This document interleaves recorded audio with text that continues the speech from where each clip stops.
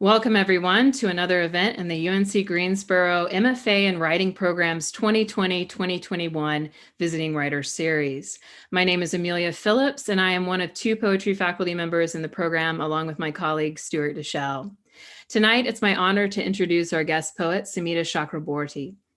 Before I tell you a little bit more about Chakraborty and her work, however, I'd like to thank one of our second-year MFA poets, Michael Springer, on whose technical expertise we are completely relying in order to bring you these readings live on YouTube. Michael deserves more than just our thanks. Indeed, I'm sure he'd love to put his many skills to good use after he finishes the program in May. That's a heads up for you prospective employers. Additionally, I wanted to take a moment to tell you a little bit more about our program. Many of you know that we are one of the oldest writing programs in the country, with creative writing course offerings formalized in 1965 by former faculty member Robert Watson. Since then, we've kept our program small, with only 5 or 6 students per genre per year, in order for maximum opportunities for one-on-one mentorship. Our current faculty, several of us within our first 5 years here at UNCG, are committed to honoring the tradition of the program by innovating in and outside of the classroom alongside our students in recognition of their needs and toward an inclusive environment. Ask our alums. We are not just an educational program, we are a community. As such, I hope that friends of our program with the means to support our work will consider making a donation to the program by going to english.uncg.edu/giving.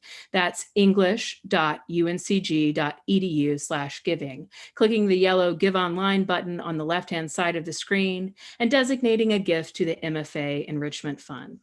Your gift will go toward timeless initiatives like sustaining our Visiting Writers series, which you're watching tonight, and publishing the Greensboro Review, as well as reducing textbook costs for our students, offering pedagogical workshops for our TAs and lecturers on teaching inclusive and accessible creative writing courses, and much more. We appreciate your commitment and support for the program and its ongoing evolution. But let's get to the reason we are all here tonight. Sumita Chakraborty, a poet and literary scholar who self-describes in one essay as having an archival spirit. That spirit is on full wing display in her first collection, Arrow, which was published by Alice James Books last year. This book is difficult to define. Indeed, we might even say the book is difficult. After all, it moves from long poems like Marigolds and Dear Beloved, which cause the classical antipodes of lyric and epic to collide like an asteroid into a planet, making some hybrid thing of earth and alien element, to the generally sparse O Spirit poems, to paragraph prose poems all titled Essay on Something, to Windows, a purposely broken translation of Rilke. Just as the book teaches one to read it, it shifts, becoming something else, much like Daphne becoming a laurel to escape Apollo. Difficulty, however, is not antithetical to emotion, as many might assume, and it's not antithetical to sense either. Rather, it might be best defined through an analogy. Reading this book is like untying a difficult knot with one's eyes. This was my experience the first time I read Marigolds, the very first poem in the book, when Sumita sent it to me so many years ago. I think it was 2020 or 2012, 2014, something like that. And it's my same experience every time I sit down with this book. What we know, a sister has died, and the speaker wants us to know that, quote, for the rest of my life, I do and will name everything Eurydice, no matter what else I pretend I have named it. What else we know? A father was feared, and a mind is restless with grief, with curiosity, and eyes see and see and see in the foreground, the background, beyond the heavens, into the past and past the veil. Sumita Chakraborty is a poet, essayist, and scholar. Her debut collection of poetry, Arrow, was released in September 2020 with Alice James Books in the United States and Carcanet Press in the United Kingdom, and has received coverage in the New York Times, NPR, and The Guardian. Her first scholarly book, tentatively titled Grave Dangers, Death, Ethics, and Poetics in the Anthropocene, is in progress. She is Helen Zell Visiting Professor in Poetry at the University of Michigan, Ann Arbor, where she teaches in literary studies and creative writing. Truth be told, I have never lacked for amazement, Chakraborty writes in the title poem. and I expect that we will likewise have the same experience hearing her read tonight. Please help us welcome Sumita. Thank you so much, Emilia, for the kindest introduction I have ever received. That was so generous. Thank you to the UNC Greensboro community, to Michael, to Terry, and to everyone else who's tuning in to spend this Thursday evening with me. I'm going to kick things off with Marigolds, the first poem in the book. It's a long poem, so it'll take a little while. And there are a few things I want to tell you before I get going. This poem references a number of other poets and literary figures, and it does so by their first name because, you know, we're all buds here. And it's kind of a coming of age story set in an aftermath. So that's part of why there are tons of references you'll find in this poem, not only to literary figures, but also to events that were taking place at the time, to astronomical facts, and much more, because it's really the journey of a mind during one particular summer, trying to recall and trying to understand how on earth she got to the place where she is. And I want to tell you a little bit more about that place where she / yes, me is. I'm a survivor of domestic violence and child sexual assault. And this entire book takes place in what I understand as an aftermath of those events. So I didn't want to write directly about violence so much as write the story of how I came to be someone who valued love and vulnerability and community, despite the fact that none of those things had ever been accessible or safe for me as a child. So while there are certainly direct references to things that happened, and I'm going to read an angry poem about that a little bit later on when I get to the new work that I've been writing, most of the book is trying to contend with a more emotional, psychological journey that takes place after the immediacy of violence is much more removed. So I think that's all you need to know. Let's do some poems. This poem is titled Marigolds. When I picture Robert, he is in the public garden watching setting suns like the ill-fated king turn all to gold. Robert with the swans, Robert under the statue of Washington, Robert amid the tulips. Without a childhood home, I made for myself a house of orchids, of sewer grates with fishes on them, of forsythia and maple trees. Of this I am sure. When Robert crossed the bridge between Boston and Cambridge, he saw Poseidon. In late summer, he could tell that underneath the sailboats is a god, mighty and to be feared. In midwinter, he alone knew the ice could not long contain that god. In the pipes in his home, he heard the gurgle of illness. I smell illness in the riotous orchid blooms. What are midnight trees? I think that once I knew one such tree, if it is the kind owls gather on nightly to fight, barking, eyes dim with bloodlust and the hiss of feathers, I built for myself a house of orchids with a cave underneath, a cave shaped into an armory brimming with tarantula hawks, giant sparrow bees, and admiral butterflies. In place of stalactites hang treeless, inextricable roots, oh, sacred receptacle of my joys. The day I first learned the word Argonaut, I wrote it in a poem. I searched the seas for one. I searched the skies. I searched a painting. In the painting, I found the word spears, which I drove slowly into my father's ribs. He I eulogized, and he I resurrected, reaching again for the spears. I have seen countless full moons fail. Each of them hollowed, flooding heart first, the craw-faced light, the bracken underneath, then the sound of a wounded owl and a soft, sudden darkness in my throat. Oh, how this villainy. In morning, the owls are replaced by hawks. From one angle, broad-winged hawks seem to have two pairs of hollow eyes. We are looking for you, say the kettles of satellites to the humans lost, to the plane disappeared, to what lives 30 miles below the surface of Enceladus. On this morning in April, Hikeson 01, Ocean Shield, and HMS Echo hear a thump that sounds like the colors inside an oyster shell. The frequency of the noise can make a heart stop. Anxious as seaweed over the sides of the ships creep hordes of trembling locators. The satellites stare with breath hitching in their throats. Between the wine-colored hull of Ocean Shield and Enceladus lies 8 times the distance between Earth and the sun, and 30 miles below the surface of that geyser-ridden, tiger-striped Saturnian moon lies life, report the satellites. The hawks steal their 2 pairs of eyes up toward alien oceans on other planets. What I am is all that I can carry, wrote Deborah.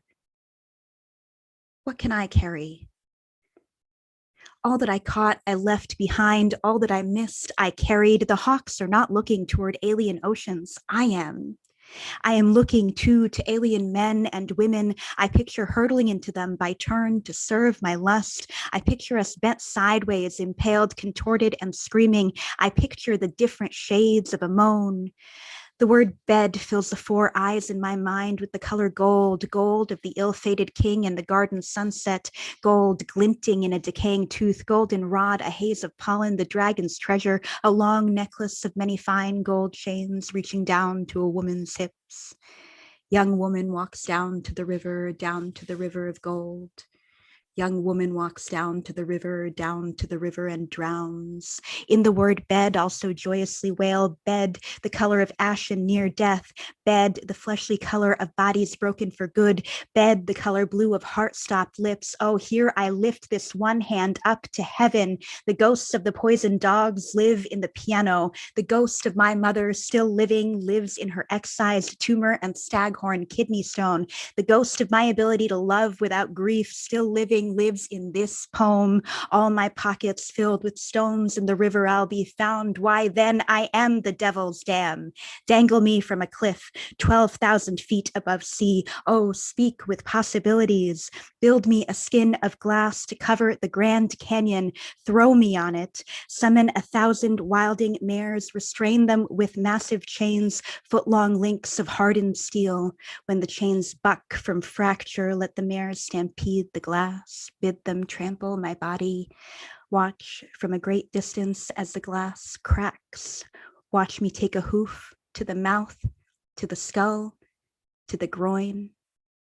Hear us squeal and bark and howl, calling out as wretches do to failing life. When at last we 1,001 blood-filled creatures reach the bottom of the canyon, throw yourself in.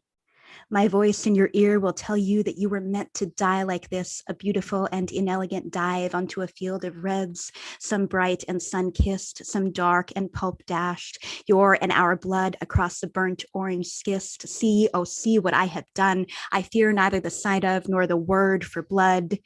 HMAS Albatross has joined the search for the plane. It is May now, and there is no sign of it. The detritus slide. The home I made is of orchids, forsythia, barbed wire, and burnt metal. In the bedroom, I planted what I imagine a midnight tree to be. Its roots join the treeless roots in the armory beneath. Ravished, my hands cut off, my tongue cut out, I put my home under the wisteria, craving owls at war under thick purple overhang. No territory there is that is not mine. The albatross, it is mine. Enceladus is mine. Your innermost thigh beneath the wisteria, mine. Poseidon is mine, and the river between Boston and Cambridge and the one that wends through Georgia floods into the Gulf.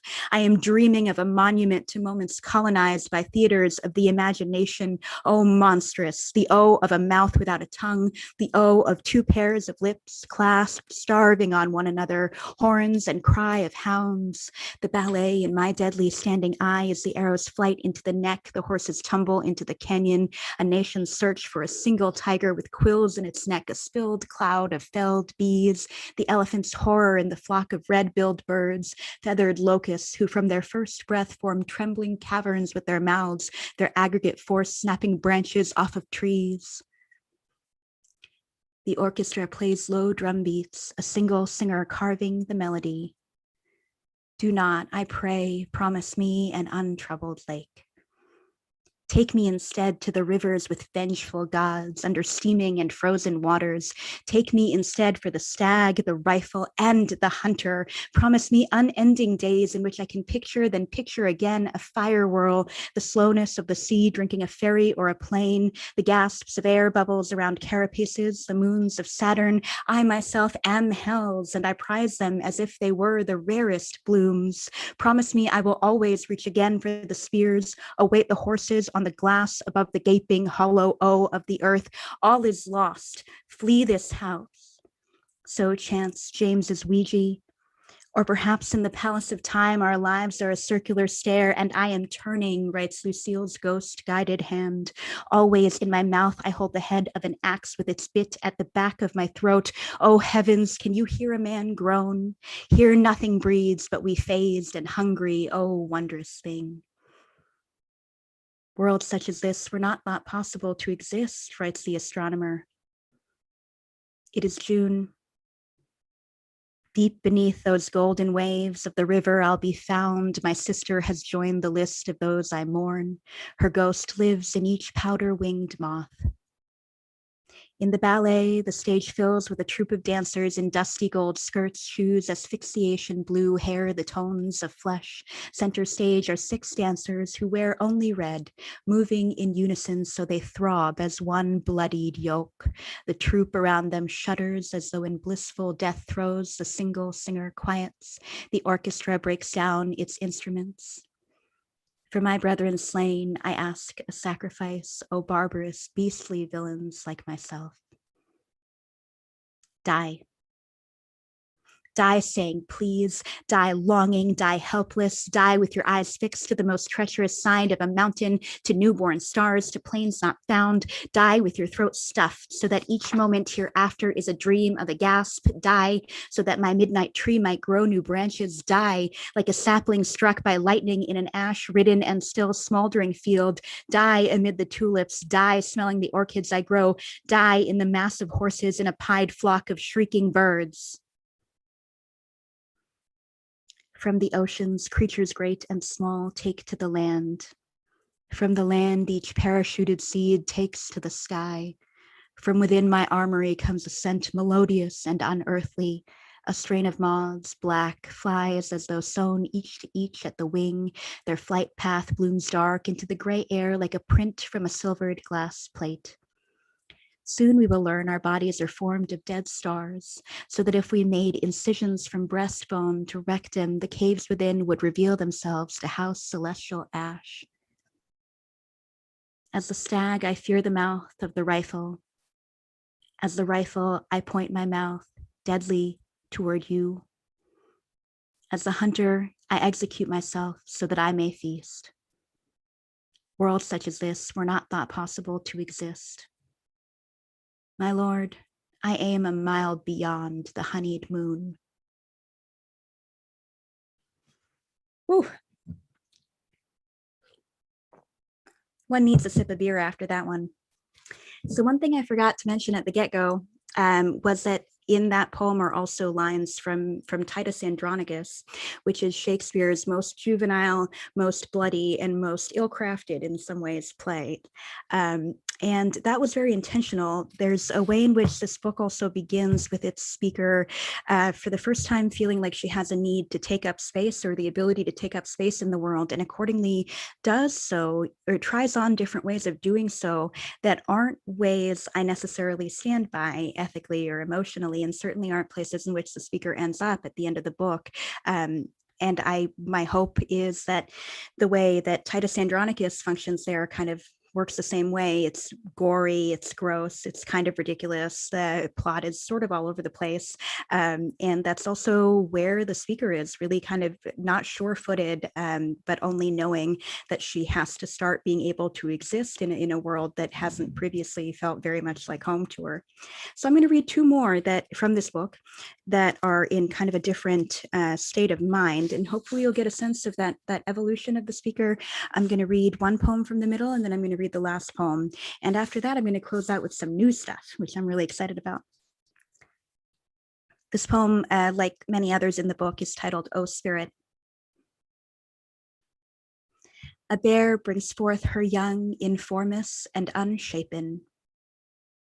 I now wear the pelt of the conjured beast around my groin. I think of new words for solace, one of which is knifed. We take no form until licked into shape by the tongues of those who love us.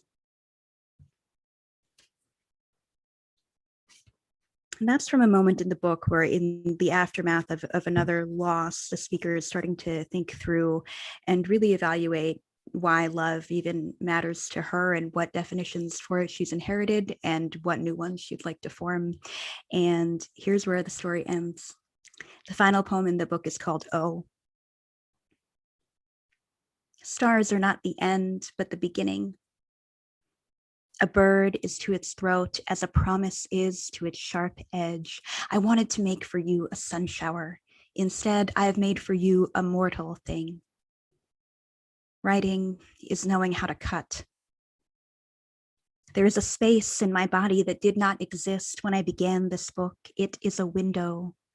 When I next speak, I will do so through that window. Please leave the window unlatched. When I next speak, it will be with changed lips. I wonder what their color will be. Finally, she enlarges the figure to a grand scale and cuts off its head. So now I'm going to read some new stuff.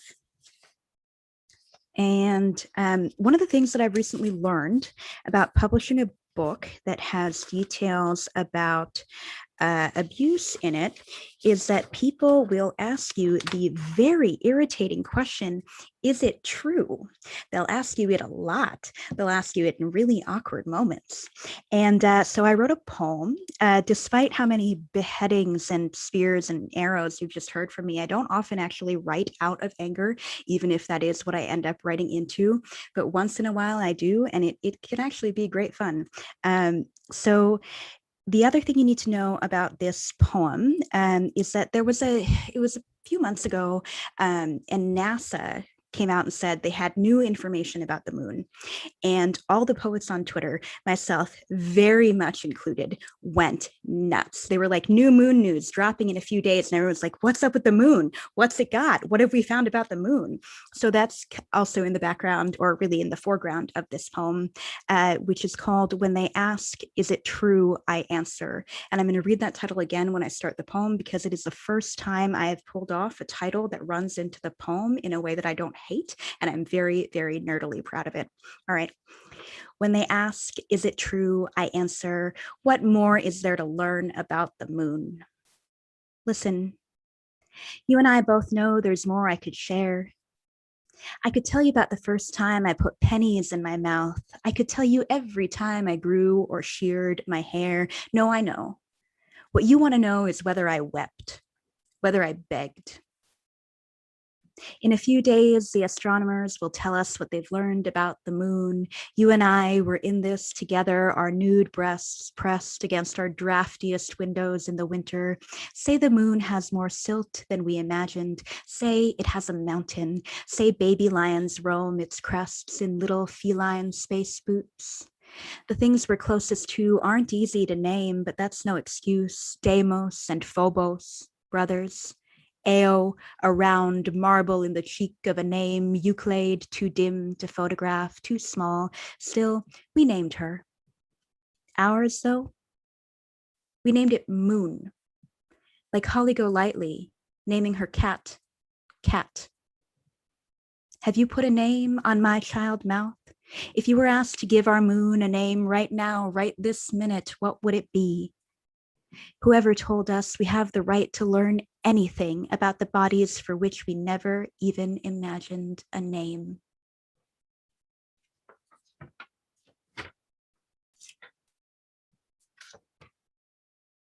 If I ever write a group of poems and the moon isn't in them like 4 million times, I'll wonder who has body snatched me and why.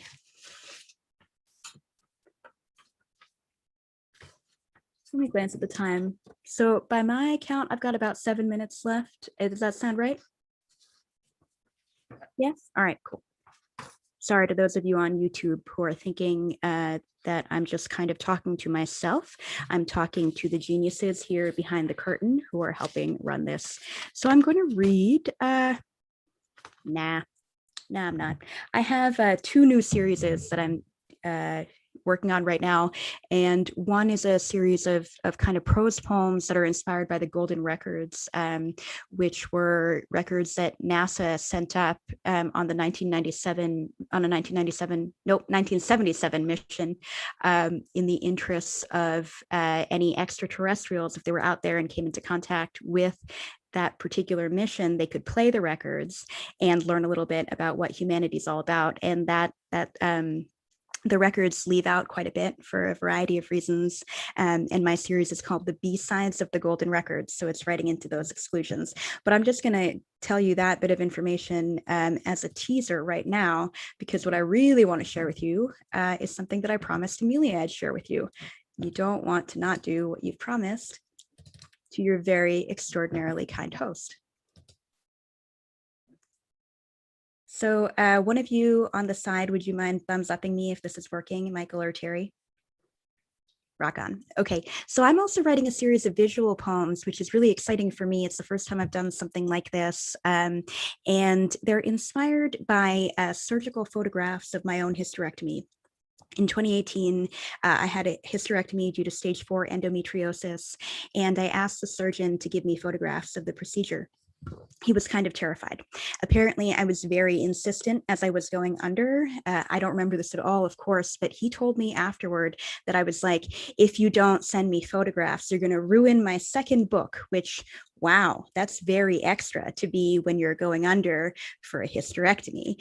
But it turns out that I am writing with them toward my second book. So I wasn't entirely wrong, even if I was kind of terrifying. And here's how you're seeing this on your screen now. Each one of them, like the photographs, which came out in a picture-in-picture format, have a little circle and a big circle. And usually the little circle is kind of imagining a group of women having experienced a similar procedure who are comprising a kind of Greek chorus type thing. And then the big circle is something different every time. So in the case of the one that's on the screen in front of you here, it's more of a kind of a prose poem circle, if that is a thing that can exist, about the history of hysterectomies. Others more directly address my experience as a woman in gynecological healthcare, and as a woman who both can't and doesn't wish to have children. And then others go in a completely other direction, being ekphrases of the photographs in a really loose or allegorical way. They're really all over the map right now, and I want to share a couple with you. I think that's precisely what I'll have time for, literally a couple.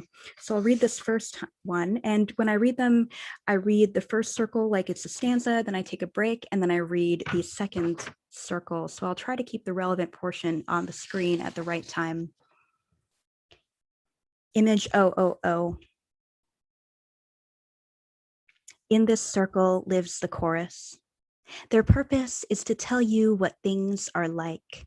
In the old play, the chorus tells a story of an omen.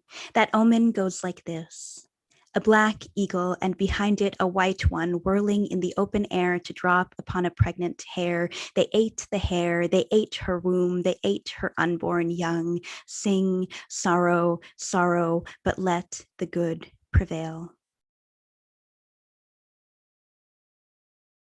The first hysterectomies were performed without anesthesia circa the early 1800s. That being said, according to Ballier's Clinical Obstetrics and Gynecology, the Greek physician Cyrannus of Ephesus wrote in the year 120 of a vaginal hysterectomy.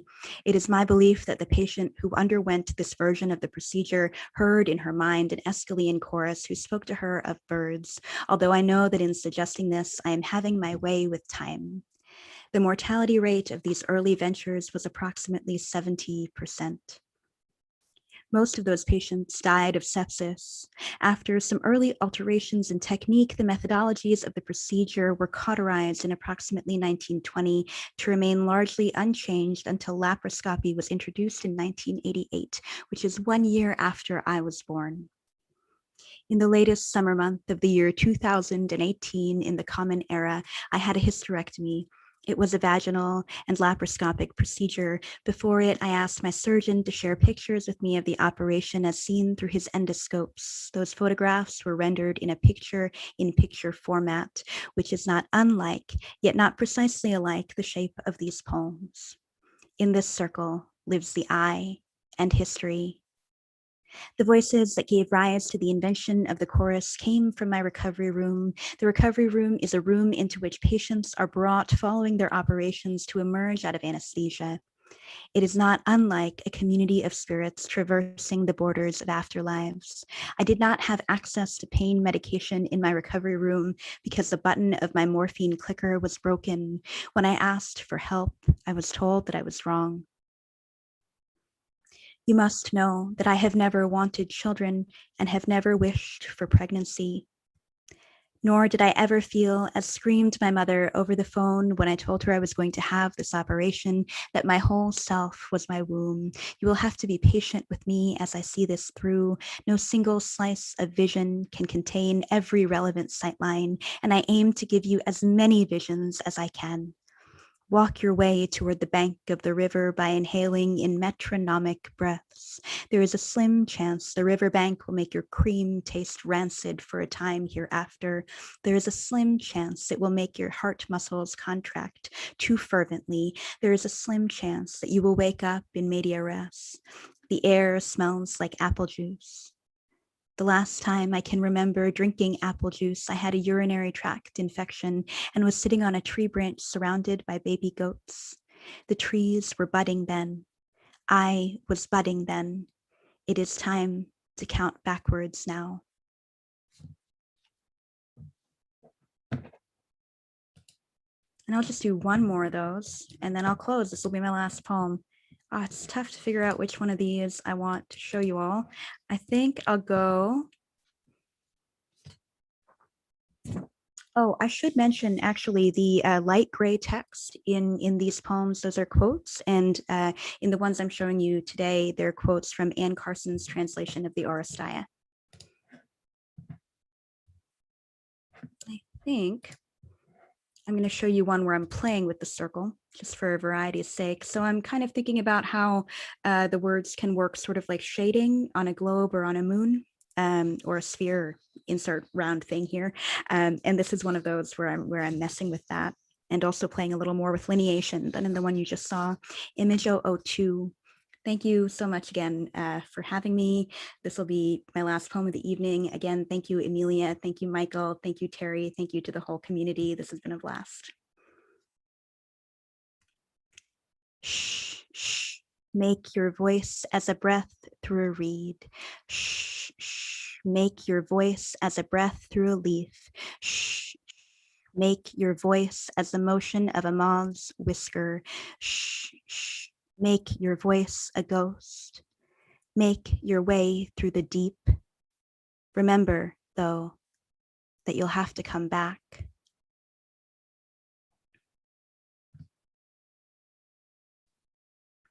Don't tell me you feel sorrow for what happened then, or that your gut is full of all I'll never learn about love, about small mouths and feet, about how parts of me might feed those small mouths, about how those small feet might feed parts of me. Hear this, hear it now, hear it from the beginning of our time together. I wanted this.